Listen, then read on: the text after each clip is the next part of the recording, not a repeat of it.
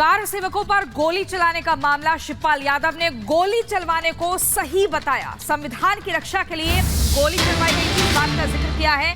ये बड़ी खबर आपको बता रहे हैं। शिवपाल सिंह यादव ने ये कहा कि कार सेवकों पर जो गोली चलवाई गई थी उसे सही ठहराया, इस तरह की प्रतिक्रिया दी है। क्या कुछ कहा आपको सुनवाते हैं। पक्ष आरोप लगा रहा है राम मंदिर में कि कार सेवकों पे गोली समाजवादियों ने चलवाई थी, तब उनकी सरकार थी, तो अब ये इस तरह से अब राम की बात भी करने लगे हैं, मंदिर की बात भी। इस आरोप को कैसे आप देखिए, संविधान की रक्षा की गई थी, कोर्ट के आदेश का पालन हुआ था, कोर्ट के आदेश का पालन हुआ। ये तो झूठ बोलते हैं, भारतीय जनता पार्टी के केवल झूठ बोलते हैं। बताइए, कोर्ट का आदेश का पालन हुआ, संविधान की व्यवस्था हुई। जबरदस्ती वहाँ पर जब कोर्ट का स्टे था, यथास्थिति बनाए रखनी थी, तो बताओ वहाँ पर जो विवादित ढांचा था, जो बाबरी मस्जिद थी, तो बताओ उस पर जब इन लोगों ने तोड़ा था, तो वहाँ के प्रशासनिक की जिम्मेदारी थी इस कोर्ट के अनुसार यथास्थिति बनाए रखनी थी। तो किसने उस पर तो संविधान के उल्लंघन किया, किसने कोर्ट के आदेश का उल्लंघन किया? उनके खिलाफ तो कार्रवाई होना चाहिए था। और इस बीच आपको बता दें, राम मंदिर की प्राण प्रतिष्ठा को लेकर इंद्रेश कुमार, जो कि आरएसएस के नेता हैं, उन्होंने विरोधियों को जवाब दिया और ये कहा है कि विरोध और भक्ति एक साथ नहीं चल सकते। इंद्रेश कुमार की तरफ से ये बयान सामने आया है। विरोधी जो लगातार इन्विटेशन को ठुकरा रहे हैं और कह रहे हैं कि बाद में हम वहां जाकर दर्शन करेंगे, उन विरोधियों को इंद्रेश कुमार का जवाब जरा सुनिए। मेरा ये कहना है कि विरोध की राजनीति करना ये उचित नहीं है और समर्थन की राजनीति नहीं है। समर्थन आस्था से है, विरोध से राजनीति है। इसलिए मैं आज यहाँ आप सबके द्वारा ये सबको कहूँगा कि वह विरोध की राजनीति करके अपनी भक्ति का प्रदर्शन न करें, बल्कि वह सबका सम्मान करते हुए अपनी भक्ति का प्रदर्शन करेंगे, भक्ति को अपनाएंगे तो ज़्यादा अच्छा होगा। तो देखिए, 22 जनवरी को लेकर तैयारियां तेज हैं। फूलों से सजाई जा रही है अयोध्या नगरी।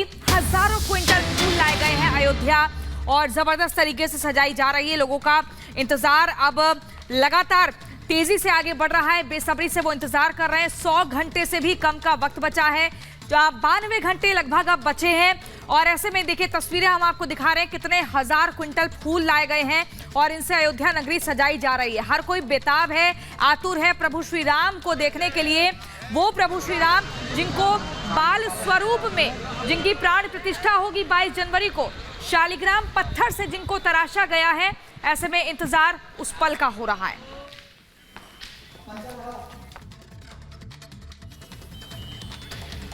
और प्रभु श्री राम पूरे विश्व के हैं। 20 देशों की तरफ से दरअसल डाक टिकट जारी किया गया है। आपको बता दें, प्रधानमंत्री नरेंद्र मोदी ने भी राम मंदिर पर डाक टिकट जारी किया और डाक टिकट की पूरी एक जो बुकलेट है वो भी जारी की गई है और उसमें जो चौपाई है भगवान श्री राम की वो भी उकेरी गई है। आइए आपको इस रिपोर्ट के जरिए दिखाते हैं कि आखिरकार भगवान राम के मंदिर पर जो डाक टिकट जारी हुआ है वो क्यों खास है। रिपोर्ट देखिए। मंगल अघ अखिल करन सकल कल्याण, राम नाम नित कहत हर, गावत वेद पुराण। तुलसीदास इस दोहे में कहते हैं, राम नाम सब अमंगलों और पापों को हरने वाला और कल्याण करने वाला है। इसी के चलते श्री महादेव जी सर्वदा श्री राम नाम को रटते रहते हैं और वेद पुराण भी इसी नाम का ही गुण गाते हैं।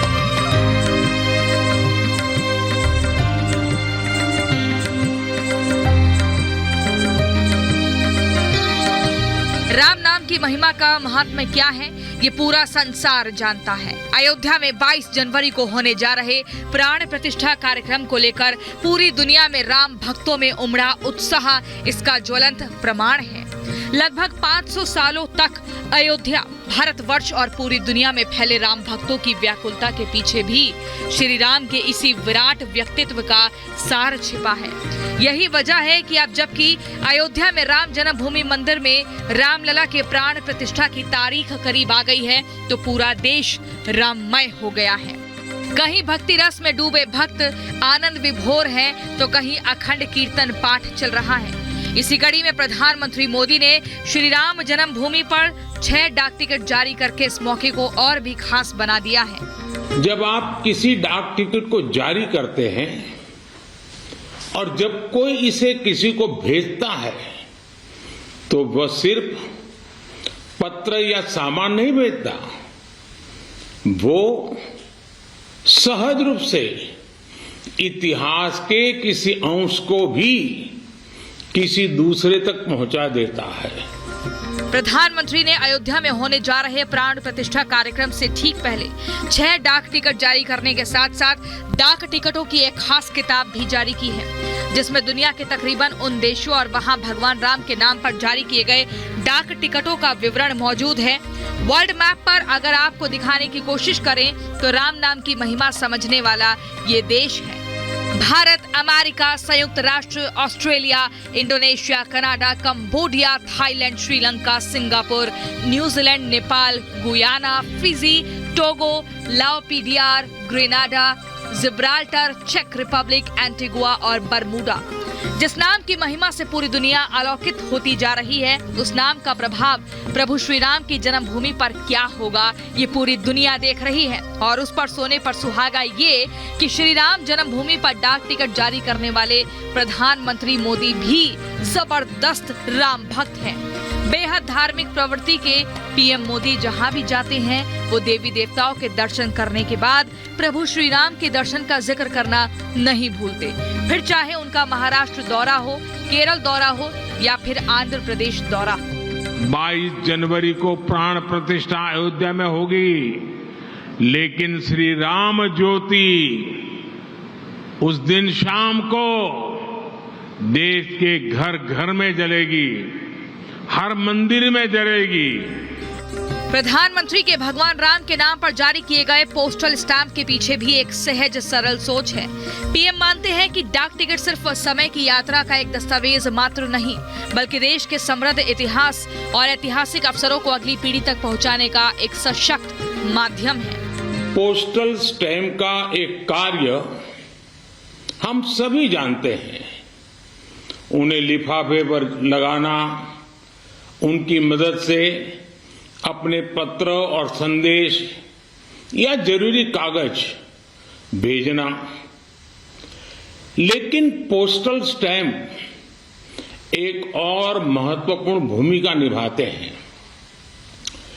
पोस्टल स्टैंप्स विचारों, इतिहास और ऐतिहासिक अवसरों को अगली पीढ़ी तक पहुंचाने का एक माध्यम भी होते हैं। बेशक सनातन संस्कृति के विकास क्रम में जिस तरह अयोध्या में होने जा रहा रामलला के प्राण प्रतिष्ठा कार्यक्रम को सुनहरे अक्षरों में अंकित किया जाएगा, ठीक उसी तरह भगवान राम के नाम पर पीएम का जारी किया गया ये डाक टिकट भी सदियों बाद सनातन संस्कृति के समृद्ध इतिहास का एक प्रामाणिक दस्तावेज बन जाएगा, जिस पर आने वाली पीढ़ियां गर्व कर सकेंगी।